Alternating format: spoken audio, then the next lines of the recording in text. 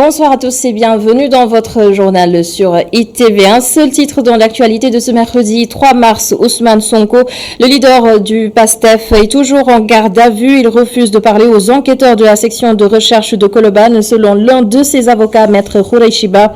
Au-delà de la plainte pour viol, Ousmane Sonko est aussi poursuivi pour trouble à l'ordre public, participation à une manifestation non autorisée. Des scènes de manifestation ont éclaté un peu partout à Dakar. Tout ceci est à voir tout de suite dans le développement.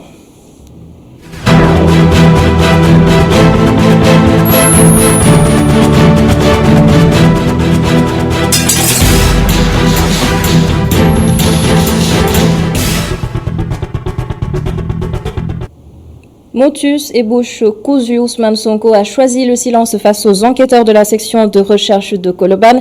Le leader du PASTEF n'a répondu à aucune question selon l'un de ses avocats, Maître Khourey Chiba. Ousmane Sonko et deux de ses gardes rapprochés sont actuellement en garde à vue et depuis la section de recherche de Colobane, Maître Khourey Chiba revient sur ces arrestations.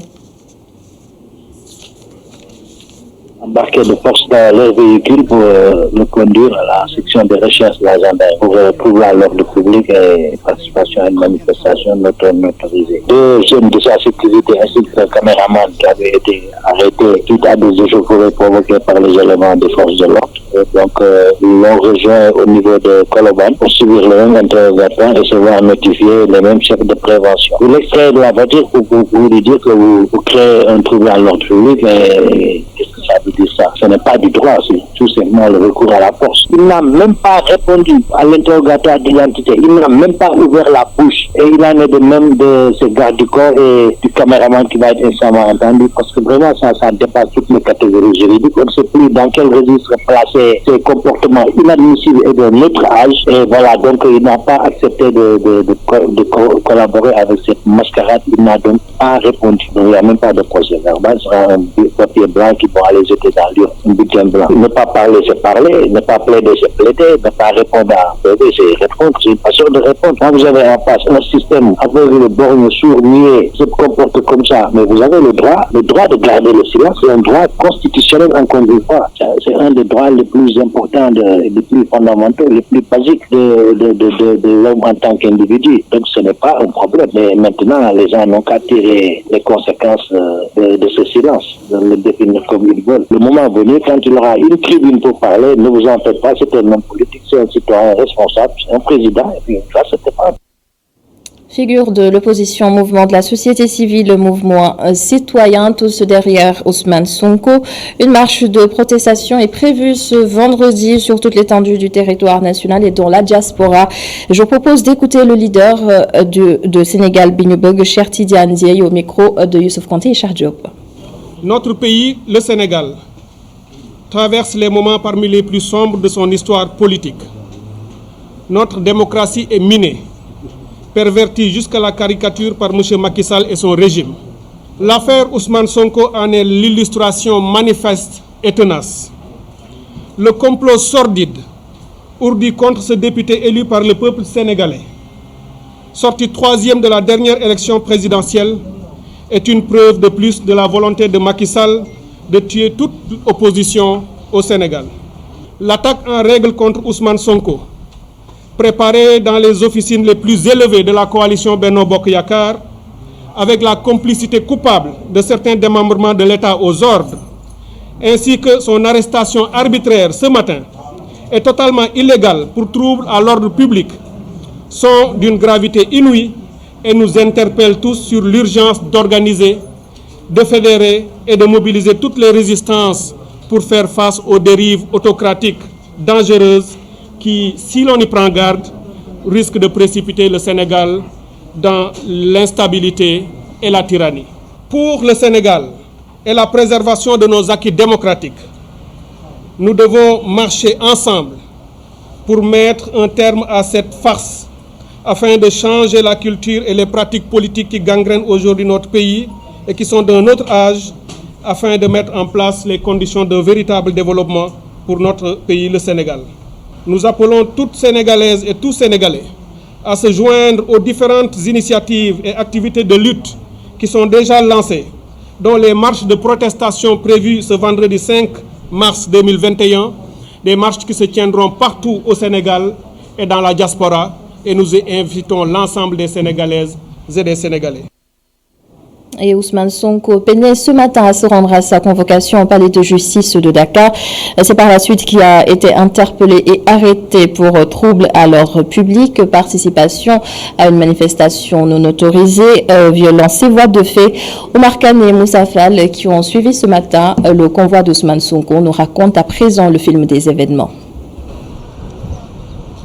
Convoqué à 9h au tribunal de Dakar, c'est à 8h passées de 55 minutes que Ousmane Sonko a quitté son domicile de la cité Keur-Gorgui pour aller répondre au juge du 8e cabinet, Mamadou Seck, escorté par ses militants. Cité Keur-Gorgui, rond-point Mermoz. Là, le convoi est stoppé net par la gendarmerie.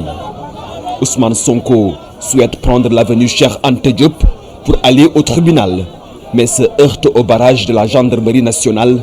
La route est barrée. Des négociations entre responsables de PASTEF et le préfet de Dakar. Ousmane Sonko et son équipe vont finalement céder et prendre la route qui mène à la corniche. Le cortège avance et la foule s'agrandit.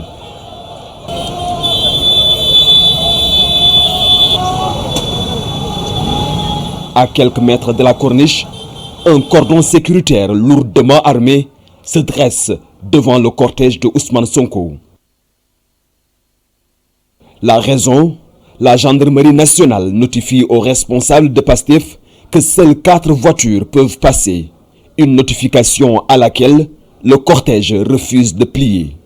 Le cortège reste bloqué ici pendant plusieurs heures. À Stel Mermoz, le convoi de Ousmane Sonko refuse toujours de réduire le convoi à 4 voitures. Quelques tractations et hop, Ousmane Sonko, exfiltré de son véhicule, est introduit dans une voiture de la gendarmerie. Il est arrêté pour trouble à l'ordre public et participation à une manifestation non autorisée. Direction, la section de recherche à Colobane.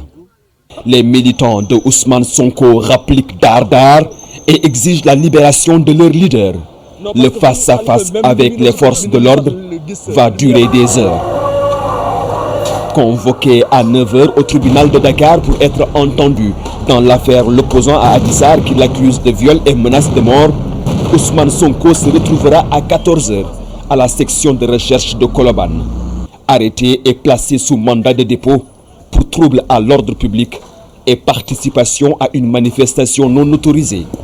Une autre affaire dans une autre affaire. Une autre affaire au Kane. Si ces nouvelles accusations sont avérées, Ousmane Sonko sera probablement déféré au parquet. C'est l'analyse d'un ancien enquêteur à la section de recherche Major Alun Kandi est formelle.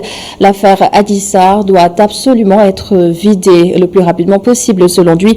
Il s'exprimait dans Kenwas Kanui sur ITV. Voici un bout de l'entretien avec Malik Sissé. Dans un état de droit, il y a le droit commun. Il y a ce qu'on appelle les infractions. Donc, quelqu'un, quand vous l'interpellez, il faut lui notifier une infraction bien définie et qui est bien prévue par la loi en vigueur dans le pays. Donc, en conséquence, si les faits sont avérés, c'est une arrestation et un défèrement au parquet. C'est tout simplement ça, hein, parce que nous sommes dans un état de droit. Si quelqu'un vous reproche une infraction, vous allez vous défendre et dire que j'ai pas commis, cette infraction n'a pas été commise par moi et qu'en conséquence, je ne la reconnais pas. Au niveau de la gendarmerie, même s'il demande des échelons au parquet et qu'il vous défère, néanmoins, vous campez sur votre position et le procès étant un procès contradictoire, mais vous allez vous défendre et le juge va juger si vous êtes auteur ou pas. Si vous n'êtes pas auteur, il vous relaxe et puis c'est tout, c'est très simple. Vous savez qu'en matière de démocratie et d'opposition, mais c'est des moyens tolérés, je ne dis pas légaux, mais c'est des moyens tolérés, voire acceptés pour accéder au pouvoir. Quand on veut le pouvoir maintenant en Afrique, vous savez, c'est presque les violences, c'est partout en Afrique maintenant. C'est des violences tolérées, c'est des violences concertées. chacun use de son stratégie pour venir au pouvoir et qu'on le met dans le régime social de la politique. Il faut vider l'affaire Adji Sarr. Et on vide ça, on n'a qu'à aller directement à ça, que le Sénégal soit édifié, que lui-même il soit confondu s'il est coupable et qu'il soit relaxé purement et simplement s'il ne l'est pas. Aux médias, le CNRA demande de veiller au respect de la réglementation.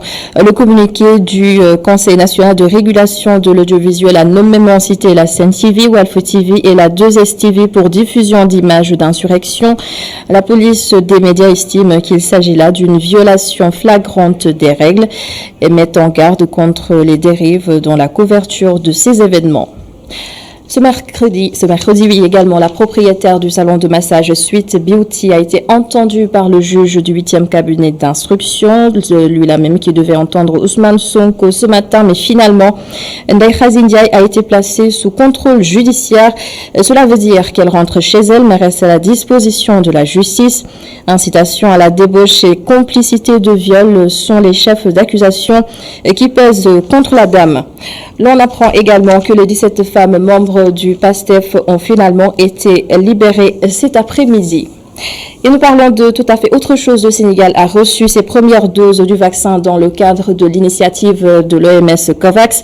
324 000 doses d'AstraZeneca réceptionnées par Macky Sall aujourd'hui. Et près d'1 million de vaccins supplémentaires sont attendus au cours du second trimestre de l'année 2021.